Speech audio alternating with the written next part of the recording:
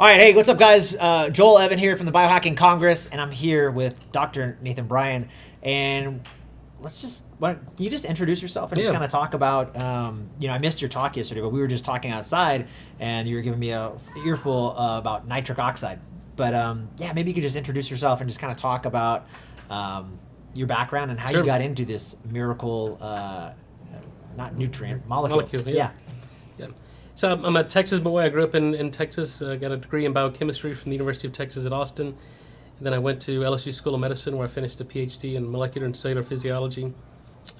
Spent, 3 years in Boston training at the Boston Medical Center, and then came back to the University of Texas Medical School in Houston, where I was on faculty, a professor of molecular medicine for a number of years, but really just studying nitric oxide. It was discovered back in the late 70s, early 80s. A Nobel Prize was awarded in 1998. So my research program was designed to figure out how does the human body make nitric oxide, what goes wrong in people that can't make it, what are the clinical consequences, then how do we fix this? And over the course of the past 20 years, we've made a number of discoveries. I have several dozen issued patents, and we've commercialized that technology now. So if your body can make nitric oxide, we do it for you. And we're seeing really some amazing results from, everything's about blood flow. And nitric oxide is what controls and regulates blood flow to every organ, tissue, and cell in the body. Without nitric oxide, without blood flow, your body can't perform. Cells become dysfunctional and you get sick. So this is kind of what I figure, and I think the science corroborates that. It's your body cannot and will not heal without nitric oxide. Okay, wow. All right, I'm curious too, like you said, discovered in the 70s, 80s, right? That's right. It was Nobel Peace Prize. I remember that. What made you continue, or why? It could have just stopped there. It was discovered, and we know it's great. But why? What made you so fascinated? I want to learn. There's more to this. Well, the turning point for me was when I was a student in Shreveport at LSU. Lou Ignarro came and gave a lecture, and he was one of the gentlemen who shared the Nobel Prize in '98. And this was, I think, in around 2000 or 2001. And I had a chance to have dinner with him that night, and he was, we knew it was an important discovery, but there was still so much that we didn't know, the scientific community didn't know. Like, how does the body make it? What goes wrong in people that can't? So basically, that's what I set out to put my research program around. The problem was nitric oxide's a gas, and it's produced in the lining of the blood vessels, and it's gone in less than a second. So this creates some really major hurdles in terms of diagnosing and creating safe and effective nitric oxide technology. How do you create a gas and recapitulate the gas in a body that's gone in less than a second? Yeah. We'll make a long story short. Well, we figured that out. Yeah, we'll talk about that. Yeah. But really my work was trying to develop analytical techniques that could detect nitric oxide gas.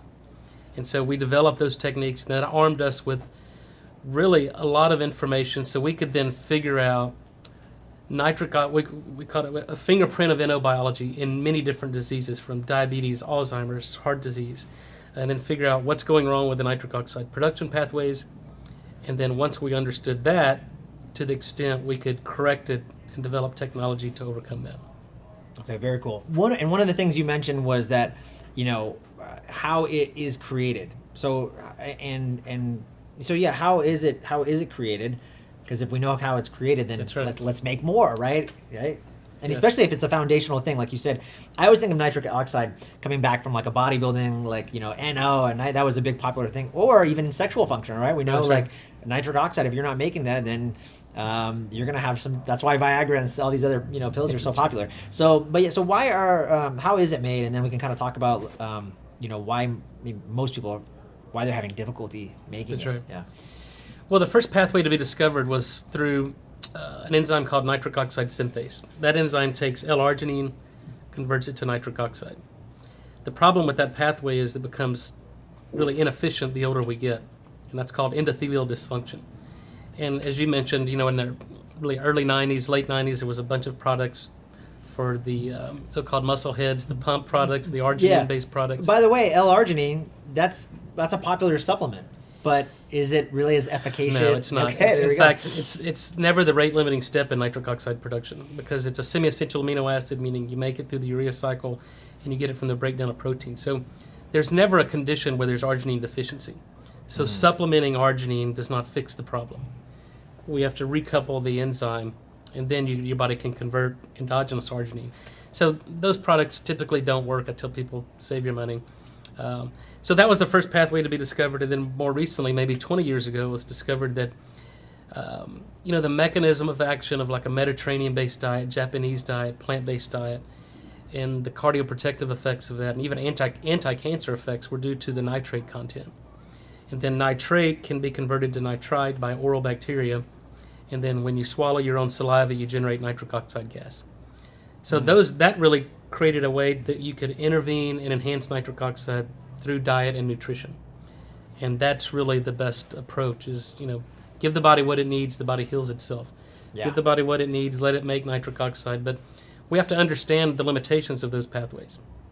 So number one, if you have endothelial dysfunction, you can't convert arginine to nitric oxide. If you're not getting enough nitrate from your diet, because you're not eating enough green leafy vegetables, you become nitric oxide deficient. If you're using mouthwash or antibiotics to kill the oral microbiome that are responsible for generating nitric oxide, you become nitric oxide deficient. If you're using antacids to inhibit stomach acid production, you become nitric oxide deficient. So those are kind of, I like to say, to enhance nitric oxide production, you got to do two things. Stop doing the things that disrupt it and start doing the things that promote it. That includes fluoride toothpaste, antiseptic mouthwash, antacids. You got to stop that. And then throw in some more green leafy vegetables, moderate physical exercise, infrared sauna, and then if all else fails, then we have technology that can do it for you. Okay, very cool. So most common mistakes then, would you say, for people that are having issues or their pathways are blunted or just not working properly is some of the things you just mentioned, the antacids, the oral mouthwash, anything else, and then, of course, diet, right? That's huge. Yeah, look, it's a complex science, but at the end of the day, it's very simple. It's diet and lifestyle. Yep. And we can't blame it on genetics anymore because now we can turn genes on and off. Yeah. But yeah, 200 million Americans wake up every morning and use mouthwash. 200 million Americans have an unsafe elevation in blood pressure. It's not a coincidence. 200 million prescriptions are written for antacids every year. Mm-hmm. It's a problem. That's not even counting the over-the-counter medication. So, I think people have good intentions and try to do the right things, but there's collateral damage and unintended consequences of mouthwash. You have to stop using mouthwash. We've published on this, a number of other people. You use mouthwash, your blood pressure goes up. If you use mouthwash, you lose the cardioprotective benefits of exercise. It's like the worst thing you can do. Wow. And so we've seen people that when they become aware of the science and the published studies and they stop using mouthwash, their blood pressure will begin to normalize. Wow. They throw in a more greenly, you can get people off prescription medications. And that's never happened in the history of medicine. The human body is not designed to take synthetic drugs. And it's never a discussion from the patient and the physician, how do I get you off drugs? It's like, I'm going to give you this drug and then come back and I'll probably give you more. Yes. So this is for the first time we're seeing the opportunity to get people off of medications. And once you do that, the body can actually heal and do what it's designed to do. Okay. Fascinating stuff. Okay. And one of the things you mentioned too, though, is eat green leafy vegetables. Don't do mouthwash. Okay, let's say people are doing this, but you mentioned like that pathway could still be, destroyed or blunted, right? Still, even they're doing all these right things, they're adding in these lifestyles, but they're still seeing the issues. What do they do next, or is there a solution? Yeah, there are solutions. So I'll just take one step back. We published in 2015 because we wanted to provide some answers to some fundamental questions like, okay, how much broccoli or celery or spinach would I need to eat to get sufficient nitrate to manage my blood pressure? Yeah. So we went to 5 different cities across the U.S., went to New York, Raleigh, Chicago, Dallas, and Los Angeles. And we just bought vegetables off the shelf. We brought them back to the lab and analyzed them. And we found that there's as much as a 50-fold difference in the nitrate content of celery in Dallas versus New York. Wow. So there's regional differences, and it's farming practices, it's soil conditions, it's lightning storms that fix the nitrogen. And those are conventionally grown vegetables. So we also compared them to organically grown vegetables, and they have about 50 times less nitrate than conventional. Wow, so interesting. It's very difficult to eat enough organic vegetables to get enough nitrate to normalize your blood pressure. So that creates a whole another problem, that you can do all the right things with a good intent and eat a plant-based diet or throw in some more green leafy vegetables, but it doesn't guarantee you're going to get the nitrate content that's needed to make nitric oxide. Yeah. So the solution is, there's standardized nitrate capsules or products out there that people can take. So it takes the guesswork out. So, yeah, talk about that, because I was just getting a knowledge dump outside about some of your products. Really cool. There's some skincare, topical stuff of NO or nitric oxide, and then there's also the pills. So you can kind of talk about that as being the next solution. Well, and then I'd also be curious, like, what are you seeing in terms of like duration? Like how fast or how long should people be on these things? Well, just like everything, it's been an evolution. I've been in the basic science for, I guess, more than 20 years, and so we've learned a lot over those 20 years. So we know how to make nitric oxide, and so we've commercialized that and productized that for over the past 10 or 15 years. So our thought is, number one, you have to realize what goes wrong in individuals that can't make nitric oxide. What's their problem? And then we can fix that. So it's not too dissimilar from, if you're low in vitamin D, what do? You take vitamin D, right? Yeah. Same thing. If you're low in magnesium, you take magnesium. If you're low in nitrate from not knowing the vegetables you're eating are supplying that, then we can supply that. If your body can't make nitric oxide, we developed an orally disintegrating tablet that when you put in your mouth, it slowly falls apart and it generates nitric oxide gas. And so we can see within 10 seconds of putting that lozenge in your mouth, we can see, if we had an ultrasound, we can see your carotid arteries open up. We see that effect will last 4 to 6 hours. We see an improvement in performance, exercise performance, sexual performance, cognitive performance. So it's all about blood flow. Mm-hmm. So once we knew that we could make nitric oxide, then the question becomes, what are the other applications? And just like the failing heart, if you don't get enough blood supply to the heart fails. If you don't get enough blood supply to the skin, what happens? The skin fails. Right. What does that look like? Well, you lose hydration, you lose collagen, fine lines and wrinkles, you get acne, you get dermatitis. And so we developed a topical nitric oxide that when you combine these two chambers, mix it together, generates nitric oxide gas, it diffuses into the dermis, it opens up blood vessels, recruits capillaries, and we can basically push blood flow wherever we apply that. And when you improve oxygen and nutrient delivery to the skin, you get cellular turnover, regeneration, old skin cells die off, replace it with new functional ones, the barrier function improves, fine lines and wrinkles disappear, and the tone, texture, and clarity of the skin improves. It's transformational. We've got 4 published clinical trials on that, and it's really a transformative result just from doing the basics of restoring nitric oxide production. It's incredible. I was talking outside. Actually, I have a client. I do health coaching, and she has an anal fistula. Yeah. So I'd love to talk to you about that and seeing if there's any success stories, or if you think that'd be a great, that'd be something that this product could actually help with. And I know we were talking outside, and I believe, I can't remember, it was your father or someone who had hemorrhoids. Yeah. And used your product, right? And the doctor said, sorry, this is what you have. You're gonna have hemorrhoids. There's nothing we can do for you. But you didn't like that answer, and that's right. So can you maybe talk about that? Well, again, we're taking this technology to the next level. So we've been very successful in the nutrition, dietary supplement space, the skincare and beauty, but now we're taking this through FDA-approved clinical trials. So for skincare and beauty, we can affect the texture, tone, and clarity of the skin, but we can't make drug claims. But we know this technology is so powerful, we've seen it. So we now have a drug in phase 3 clinical trials for COVID. I wanted to talk to you about that, so cool. And then we have where we just submitted a drug application, an investigative new drug application for topical wounds. So whether it's anal fistulas, we're going after diabetic ulcers. But the etiology of the wound is all the same. To heal a wound, whether it's an anal fistula or a diabetic ulcer or a pressure ulcer or just a cut, you have to get blood flow to that wound, and you have to kill the infection. And the nitric oxide does both. It kills the bacterial infections, and it gets blood flow to the wound, so the body can heal itself. That's amazing. And so the problem in especially diabetics is they have reduced blood flow. If they get a wound, they can't heal because there's no blood flow to that side. Yeah. So we can overcome that, and we're seeing 3-year-old non-healing ulcers that we can heal in 90 days. It's really incredible. Wow. This will change the face of healthcare for the next 50 years, I predict. Just this client that I'm working with right now with this fistula, you have no idea how much she's been dealing with this for several years, and I'm just thinking oh my god, just to give this person some relief, man. It for people that don't know, this fistula, it's like leaking like pus, out of her anus, right? And it's like she has to. It's constant inflammation. Like no matter what she does, like changing her diet and doing this, is just not getting it. It's an open wound. It's just and it will not heal. And man, that is very neat. Okay, you mentioned the C word, COVID. Obviously, we know like everyone's been talking about it. What do we see? Endothelial dysfunction, metabolic dysfunction. People are getting wrecked by this virus.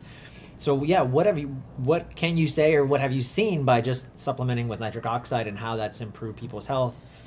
Well, we're not supplementing with the nitric oxide, and this is actually a drug trial. Okay. So it's an FDA-approved clinical trial. We had to go through an investigative new drug application.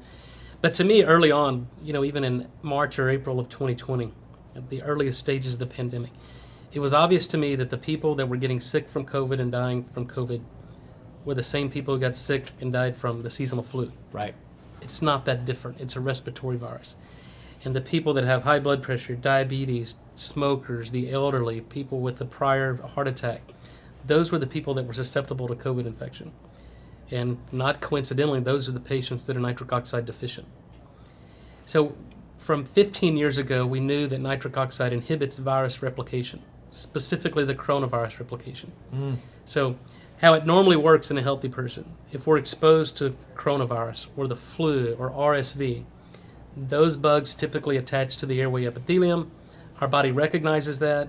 We elicit a robust immune response. We mobilize our immune system. We go to the site of infection.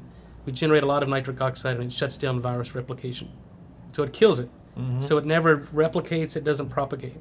So, sorry to cut you off, but so if anybody's just to get sick or has a virus or something like that, would this be like the step, like number one thing you would do? Absolutely. Is like, let's start supplementing with NO. Yep. Okay.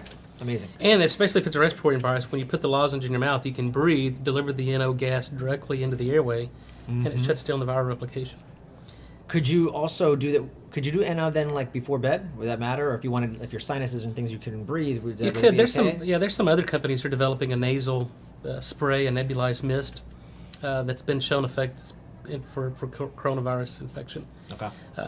But the problem is, if you're nitric oxide deficient, you don't elicit an immune response. You don't kill the virus. The virus replicates, propagates throughout the body. It affects oxygen delivery. You get hypoxic. You put on a vent, and you die. Yeah. That's the sequence of events. So our objective was, if we recognize the patients that are highest risk, which are older African Americans and Hispanics with an underlying cardiovascular issue, then within 72 hours of exposure, onset of symptoms, we initiate the drug therapy. It's called an early treatment. And then we follow them for 30 days, and we're keeping people out of the hospital, we're keeping them off a vent, and we're keeping them alive. Yeah. So this isn't a repurposed drug. It's a rationally designed drug to get to the root cause of coronavirus. So things like remdesivir don't work because those were old drugs repurposed. So this, we think, is going to change the course of coronavirus. We just have to complete the study and let the data speak for itself, and hopefully we'll have the drug approved. Wow. Okay. That's amazing. I also wanted to ask you, because I work with a lot of clients with just metabolic issues, diabetes, high blood pressure. They usually go hand in hand. So if someone is, obviously we want the diet and the lifestyle and all that, and that's some of the things that I implement with these clients, but if they're just doing the NO, are you seeing some like pretty remarkable improvements? And typically, like how long would it be? 3 months of just supplementing with them? And I'm just kind of curious, like what you guys have anecdotally seen, or maybe even... Well, we've seen it anecdotally, but we've also seen it and we published on it.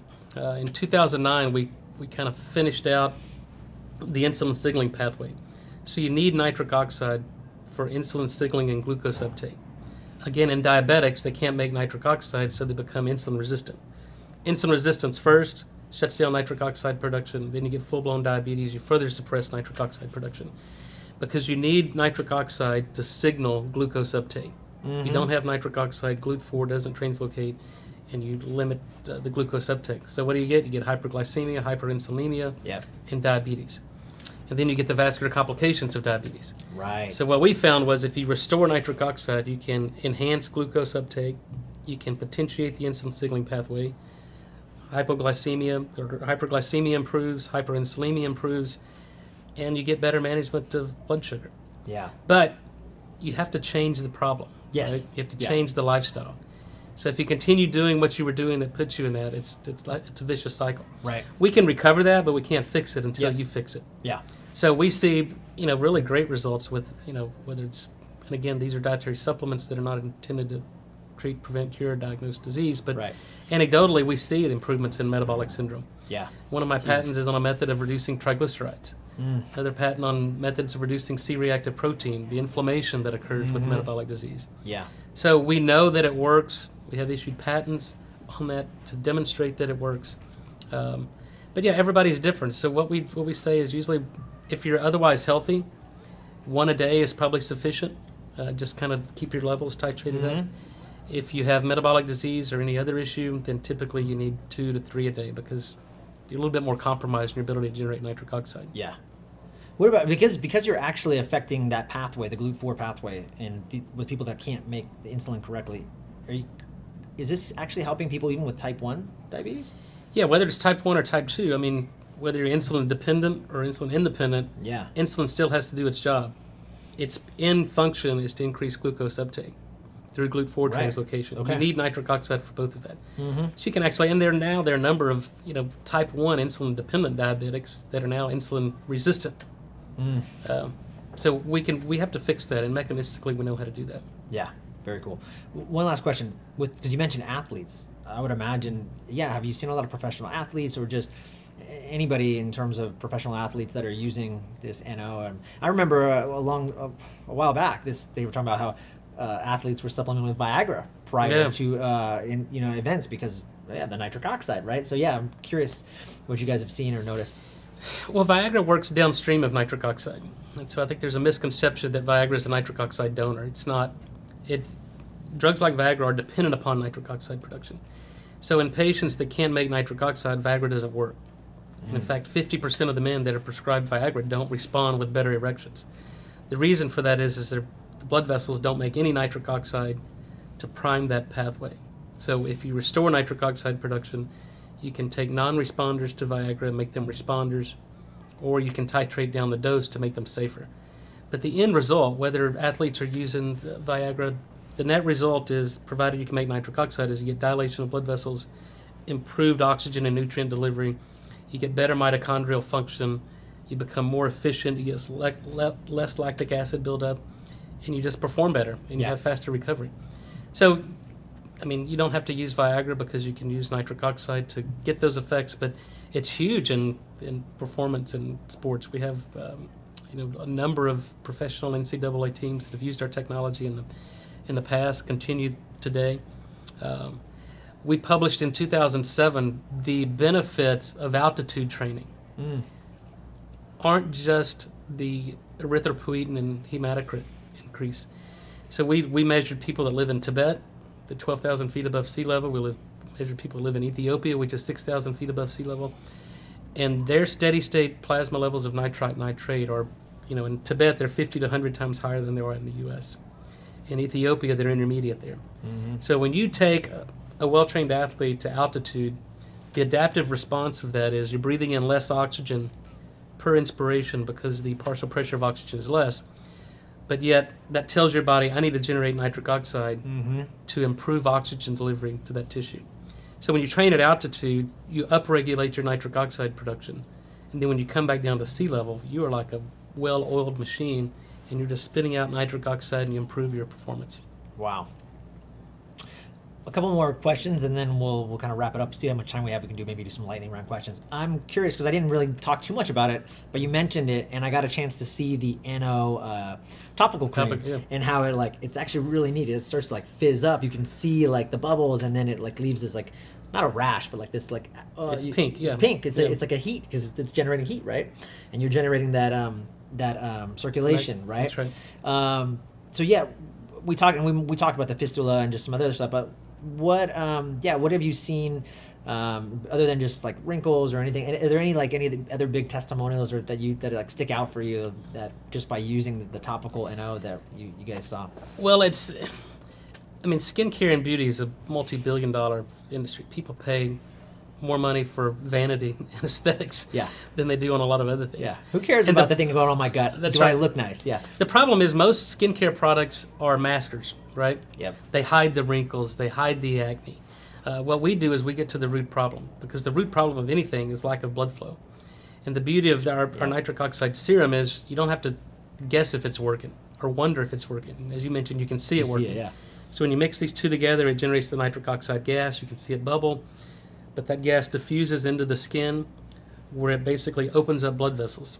And so we're basically perfusing. It's called hyperemia, or improved blood flow to that area where you apply it. So we're flooding that area with oxygen and nutrients, everything the body needs to make a new cell, so you improve cellular turnover, cellular regeneration, and things improve. So not just the kind of the aesthetics of it and fine lines and wrinkles. We've got a number of studies showing that acne, although it's not an FDA-approved drug for acne, but we see anecdotally and clinically that that improves.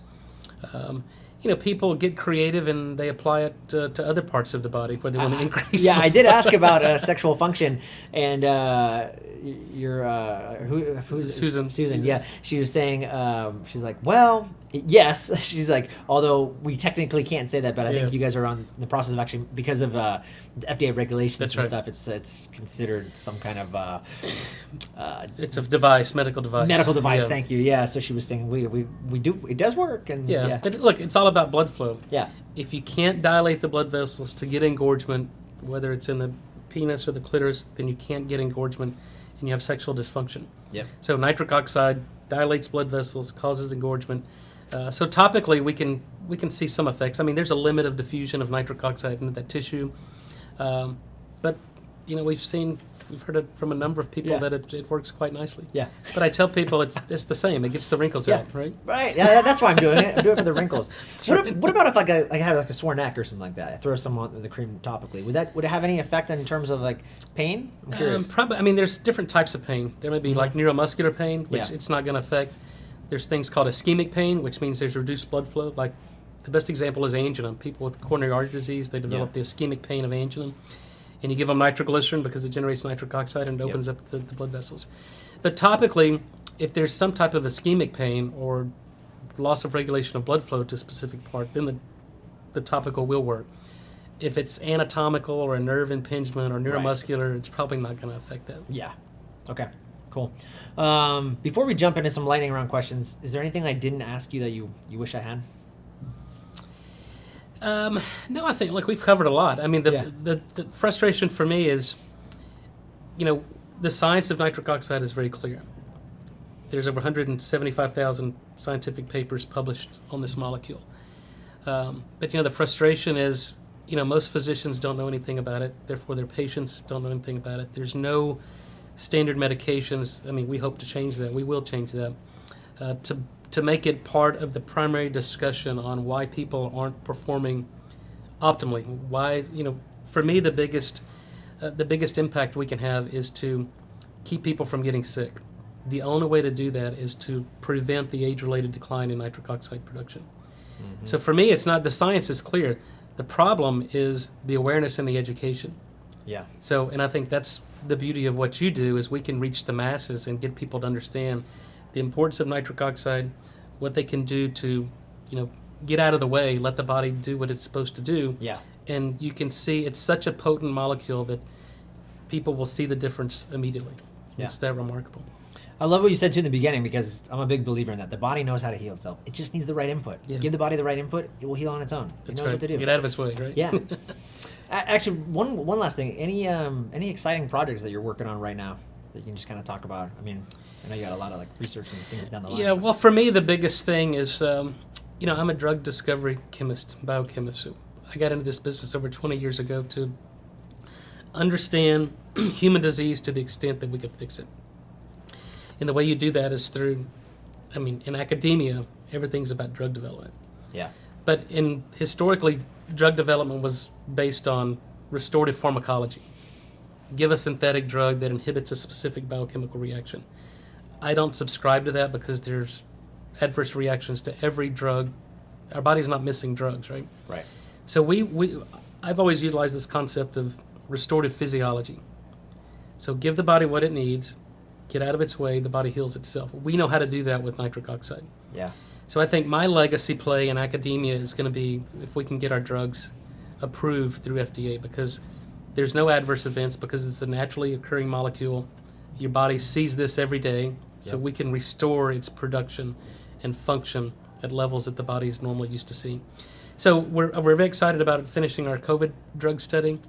We're moving in different areas. COVID's a moving target. It's become too political, and you can't bet the drug company on COVID drugs. So we've got an investigational drug application for a condition called ischemic non-obstructive coronary artery disease. It's a growing condition. It affects women primarily more than men, but it's a small vessel disease. So patients present with, shortness of breath, symptoms of a heart attack, but when you take them to the cath lab, their big blood vessels are completely open, but the small blood vessels that perfuse the myocardium, so it's a microvascular disease. We've seen great results with that, so we're going to start a drug trial on, it's called ANOCA, and then taking our topical to the next level and developing a topical drug for diabetic ulcers. I mean, and chronic wound care, because there's been no innovations in wound care for 50 years. People treat wounds the same they do today as they did 50 years ago. Negative pressure, and I mean, it's crazy. Yeah. So we think we're going to have a huge impact and really change the management of chronic wounds once we get our topical drug in clinical trials. Yeah, that's awesome. That's exciting. Yeah. One of the things you said, it actually reminded me of Dr. Robert Rowan. You know him? He said to me, he goes, Joel, I'm willing to make a bet with you. He's like, I'll make you $100 bet right now if you can name a pharmaceutical that's ever cured a disease. And he says he's made this bet over and over again. He's like, I've never had anybody actually, take my $100. That's right. So I just thought it was funny with kind of what you were saying. Actually, he said there's some like technicality, like somebody out of the world was like actually, but he's like, other than that, it doesn't no happen, one, it's never happened. So, all right. Hopefully, we have a little bit more time for just a couple quick lightning round questions. So I'm curious, if the old you could see the new you, what would the new you say? Well, stay the course. I mean, the longer I live, the more I realize that I really had very little input in this journey. I think God puts people in our life at certain times and allows us to pivot to go on this journey. But it's, with any journey, there's challenges. There's days you wake up and go, am I doing the right thing? Yeah. Is this the right path? But you got to have faith, and you got to stay the course. Yeah. Because I think we all have a purpose, and we have to realize that purpose and then go for it. Yeah, I love that. I'm curious, what are some choices that you think that you made that made you who you are today? Well, I grew up in a small town in Texas, a country boy, and my parents divorced when I was a very young kid, and my dad suffered a car accident in 1984, and then I was, I think, 11 or 12. My brother was 12 or 13, and we had to go to work. I needed help to pay the bills, and then, at 15 and 16, my brother and I moved out. We got our own apartment. I finished high school, had my own apartment, so I developed a sense of independence. Wow. Very early on. I was the only kid in high school who could sign my own report card because I didn't have parents around. Wow.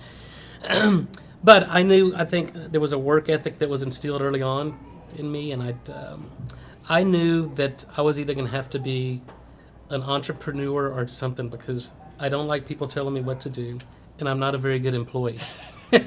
So I knew I was going to have some challenges if I didn't figure this out. Yeah. Because I love the independence and the creativity of, asking any question that you can want in medicine or science, and as a basic science, since I can design any experiment to answer any question that I have. So that intellectual independence and curiosity is what drives me. And I don't need other people telling me how to think or what to do. Ah, man, I love that. That is amazing. I'm curious because, you're such a force in the health and wellness world. Like, who inspires you? Or anybody that you follow out there? I know a lot of people, like when I interview like in the academia world, it's usually like, not really, but I can tell you all these PhD researchers because I read a lot of studies and stuff. Early on, I think, Bob Furchgott was one of the guys who shared the Nobel Prize, and he was just such an humble guy and made, he made observations. in the lab, and then he made interpretations of those observations that were spot on. And that, I think that changed vascular biology.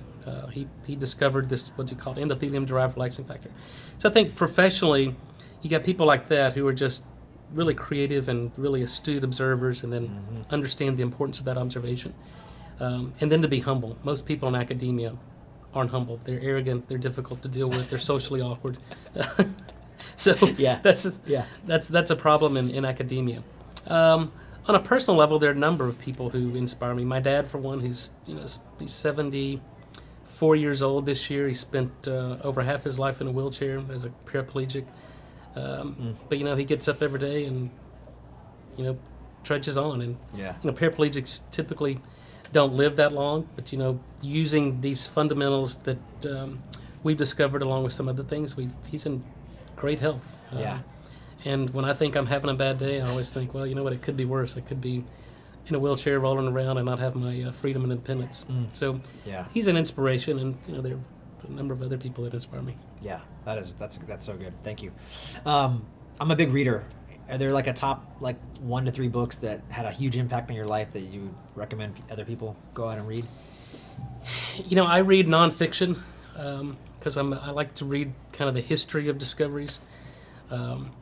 I read, books from the discovery of the structure of DNA, because as a scientist, I want to know what was the sequence of events that made them to make those observations, and not only make the observations, but realize the importance of it at that time. Yeah. That epiphany, that aha moment. More recently, I'm reading more on, I've always focused on nitric oxide. When I was in full-time academia, I would read 20 to 40 papers, scientific papers a week. Yeah.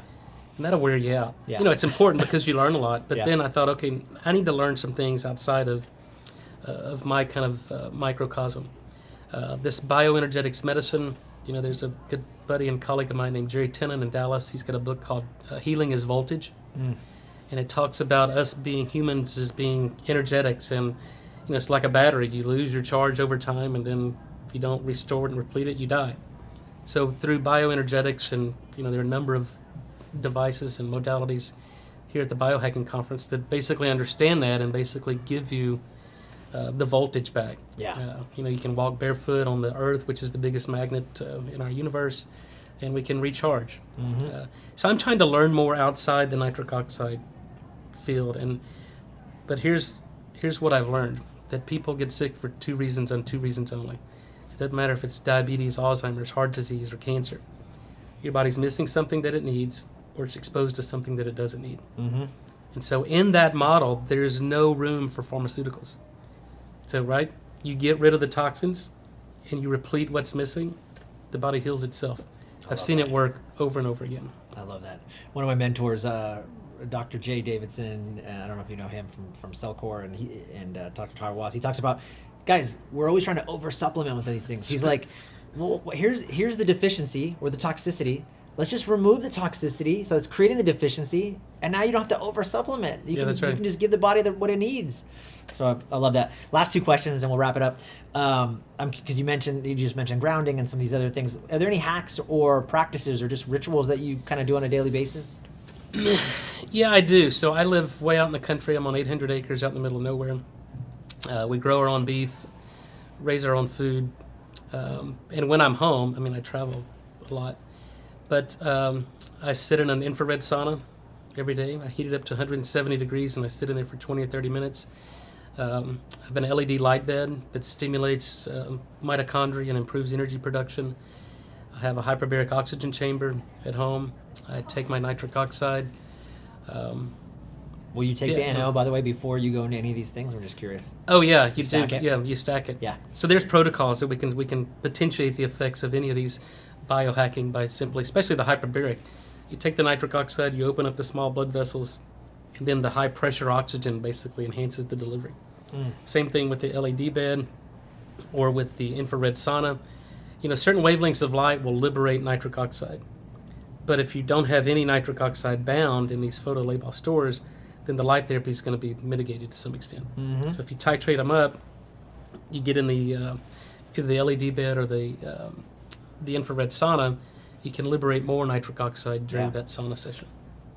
Very cool. Actually, one last question, because I have 2 boys, 8 and 4. Is NO, have you seen it as just a powerful supplement with children, and even for like learning disorders or learning issues or ADHD or autism, anything like that? Yeah, we've got 3 boys. The youngest 2 are 14 and 11. But, they're athletes. They're long-distance runners, track, football, baseball, basketball. And so even the oldest, when he was in school, we would give him either the beet powder or the lozenge before a basketball game or something. And you can see the performance. In fact, my middle son, Lincoln, was in a cross-country meet, and we gave the entire cross-country team the lozenge before. And all 6 boys... You didn't give them Capri Suns and stuff afterwards? Instead, you're like, why don't you guys try this? Yeah. All 6 boys had their personal best. Ah. But they were like well-oiled machines. So we see it. I think, the lozenge is made for about a, 85 to 100-pound person. So if it's a, 40 or 50-pound kid, break it in half, and that way they're not getting too much, getting just enough. Yeah. Okay. So typically you've seen it then for athletic purposes, That's right. But nothing. I'm just like for the brain or then, because I know if you're working at that systemic level with Alzheimer's and all these other things like we talked about, then you're going to. Well, even with any neurological disease, whether it's Alzheimer's or Parkinson's or ADHD, it's a loss of regulation of blood flow to certain regions of the brain. Right. And so you get these excitatory neurotransmitters, and so it's a compensation. So if you restore blood flow and allow those neurons to then function, to give them what they need to function, theoretically it makes sense. And years ago we did it with severe and profound autism kids, 5 to 7, nonverbal, self-mutilating. And when we gave them the nitric oxide, they were calm and they started to become verbal. Wow. So we've seen that, but it makes sense because you're restoring blood flow. Yeah. But there's other problems that you probably have to address. Nitric oxide's important, but it's not a silver bullet. It's not an end-all be-all cure-all, but I think it's clear that the body cannot and will not heal without nitric oxide. Yeah, well said. Last but not least, Dr. Nathan Bryan, where can people find you and learn more about your work? On social media, Dr. Nathan S. Bryan on Instagram. I've got a website, an educational website, drnathansbryan.com. Got to do a monthly blog, try to give people some kind of practical, easy information to kind of make some slight adjustments to their lifestyle to where they can enhance nitric oxide. So, we have product technology that we have out there, but my objective is not to sell you products, but to give you the proper information and education so consumers can make informed and educated decisions. Yeah. But if we do all the right things, as you said, the body heals itself. We just have to help it along a little bit. Yeah, love that. Awesome. Thank you, brother, for being here. Thank you. Appreciate it.